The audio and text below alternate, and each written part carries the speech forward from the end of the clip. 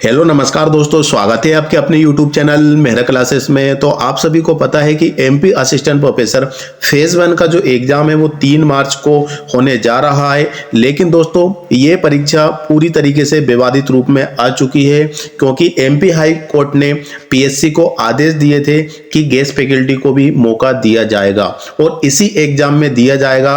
और उन्हीं, जरूरी नहीं है कि जो पिटीशन लगाए हैं उन्हीं को मौका दिया जाएगा, जितने एमपी के गेस्ट फैकल्टी है उन सभी को सभी सब्जेक्ट के रूप में मौका दिया जाना चाहिए। लेकिन कुछ चुनिंदा ही सब्जेक्ट के लिए लिंक ओपन हुई है और उन्हीं के लिए ओपन हुई है जिन्होंने पिटीशन दायर की थी।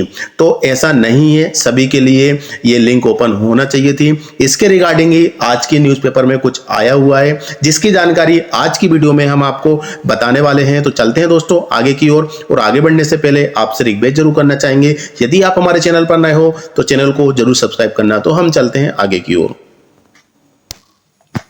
तो जहां पर हम देख सकते हैं दोस्तों कि भोपाल 23/2/2024 मतलब आज की डेट में ही ये न्यूज आई हुई है। और मध्य प्रदेश के जाने माने न्यूज पेपर हैं दैनिक भास्कर, उस पर ये न्यूज आई हुई है।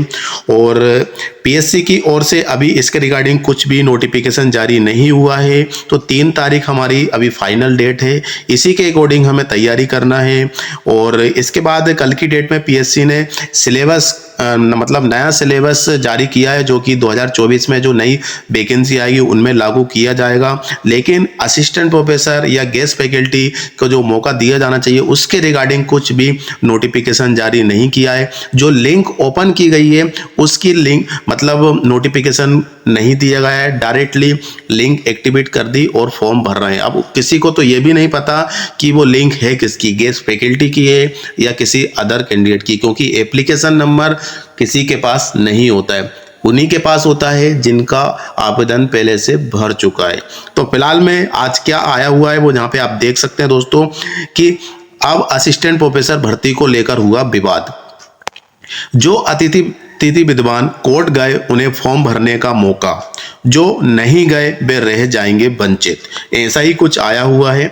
अब यहाँ पे हम देखें इसको विस्तार रूप से, तो वंचित अतिथि विद्वान, वंचित मतलब जिन्होंने फॉर्म नहीं भरा, जिनके लिए लिंक एक्टिवेट हुई थी उन्होंने तो फॉर्म फिल कर दिया जो पिटीशन वाले थे, लेकिन कोर्ट ने आदेश दिए हैं कि सभी को मौका मिलना चाहिए, लेकिन ऐसा नहीं किया। और खास बात ये दोस्तों कि जिस सब्जेक्ट के लिए पिटीशन दायर की गई थी उस सब्जेक्ट की भी मतलब लिंक एक्टिवेट नहीं हुई है। तो मतलब दोस्तों कि कुछ सब्जेक्ट की लिंक एक्टिवेट हुई थी और कुछ सब्जेक्ट की लिंक एक्टिवेट नहीं हुई है। और ख़ास तौर से पीएससी ने इसके रिगार्डिंग कुछ भी नोटिफिकेशन नहीं दी कि ये किसके लिए हैं और किसके लिए नहीं है। काफ़ी लोग कंफ्यूज हैं। बाकी आप देख सकते हैं कि क्या आया हुआ है आज की वीडियो मतलब न्यूज़पेपर में। तो वंचित अतिथि विद्वान कोर्ट में याचिका लगाने की तैयारी में है। वैसे हाई कोर्ट ने आदेश दिए हैं कि अब इस पर कोई याचिका दायर नहीं की जाएगी, क्योंकि सभी के लिए ये नियम लागू हुआ है। तो इसके रिगार्डिंग तो कोई मतलब पिटीशन दर्ज नहीं की जाएगी, क्योंकि जब आदेश सभी फैकल्टी को दी गई है तो बार बार क्यों लगाएंगे। लेकिन पीएससी ने इसको फॉलो नहीं किया है, इसकी अवहेलना की है। बल्कि प्रदेश के सरकारी कॉलेज में होने वाली असिस्टेंट प्रोफेसर भर्ती परीक्षा पर सवाल उठने लगे हैं। इसकी वजह यह है कि पीएससी की निर्धारित आयु सीमा की बड़ी संख्या में अतिथि विद्वान पार कर चुके हैं। आयु सीमा की वजह से वे भर्ती में शामिल नहीं हो सकेंगे। इसी वजह से अतिथि विद्वानों ने हाई कोर्ट में याचिका लगाई थी। इसके बाद न्यायालय ने याचिकाकर्ता की दलील को जायज मानते हुए फॉर्म भरने के लिए विभाग उच्च शिक्षा को नोटिस जारी किया, जिस पर आनन फानन में आयोग ने सिर्फ याचिकाकर्ता को फॉर्म भरने के लिए लिंक ओपन की। लेकिन समान स्थिति वाले जिन अतिथि विद्वानों ने याचिका दायर नहीं की उन्हें इस प्रक्रिया से बाहर कर दिया गया है, जो कि डिपार्टमेंट को ऐसा नहीं करना चाहिए था।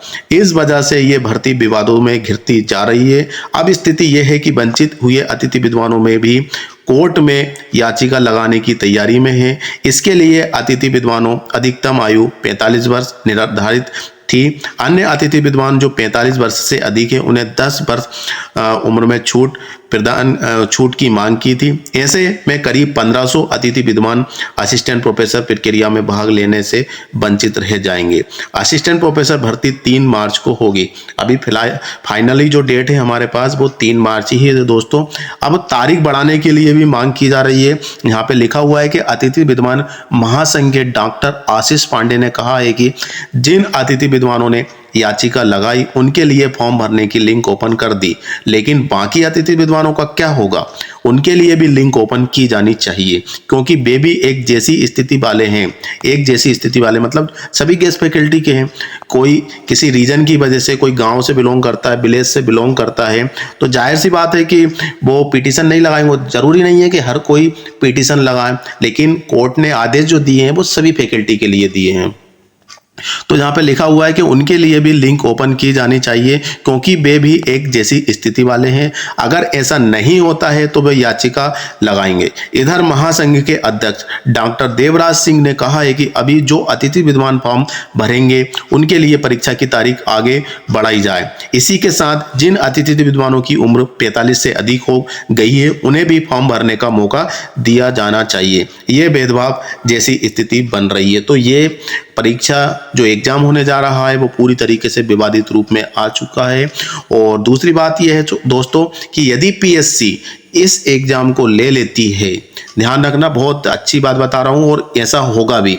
सपोज डेट करो, पहली बात तो डेट एक्सटेंड हो जाएगी, है ना। यदि नहीं होती है, 3 तारीख को आपका एग्जाम ले लेती है पीएससी और इस पर यदि विवाद उठे, मुद्दे उठे और कोर्ट की अवहेलना तो हुई है इसमें, तो आपका एग्जाम हो गया, तो बाद में यदि ये एग्जाम कैंसिल भी हो सकता है कोर्ट के आदेश से, क्योंकि कोर्ट की अवहेलना की हुई है। कोर्ट ने आदेश दिए हैं कि सभी को मौका मिलेगा, और यदि वो एग्जाम कैंसिल नहीं करते हैं तो फिर क्या होगा कि गेस्ट फैकल्टी का अलग से एग्जाम लिया जाएगा, और जो आप अभी एग्जाम दे रहे हैं आपके रिजल्ट को होल्ड कर लिया जाएगा और दोनों को एक साथ रिजल्ट प्रकाशित किया जाएगा। ऐसी ही कंडीशन बनेगी और ऐसा ही होगा यदि पीएससी यदि एग्जाम करा लेती है, क्योंकि गेस्ट फैकल्टी 1500 लोग अभी हैं जो वंचित हैं, फॉर्म नहीं भर पाए हैं और जिनका फॉर्म भरना निश्चित है, क्योंकि कोर्ट ने आदेश दिए हैं। और हर कोई गेस्ट फैकल्टी में मतलब लगभग 93, 17 और 24 कितना साल के डिफरेंस है।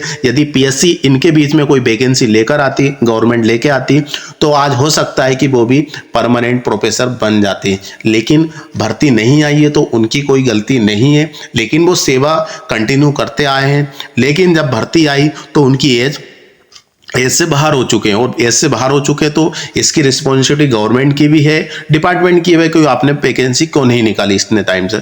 ठीक है, जो है वो ठीक है, बाकी सब ठीक है, लेकिन दोस्तों ऐसी कंडीशन बन रही है और आप समझ सकते हैं। लेकिन दोस्तों पीएससी के रिगार्डिंग एग्जाम 3 मार्च को है और आपको उसी के अकॉर्डिंग तैयारी करना है। ठीक है, तो आज के लिए दोस्तों बस इतना ही, फिर से मिलेंगे नई वीडियो के साथ। हाँ, और आपका ओपिनियन क्या है बिल्कुल हमें कमेंट सेक्शन में कमेंट कर सकते हैं। तो आज के लिए दोस्तों बस इतना ही, फिर से मिलेंगे नई वीडियो के साथ। जब तक के लिए जय हिंद, जय भारत।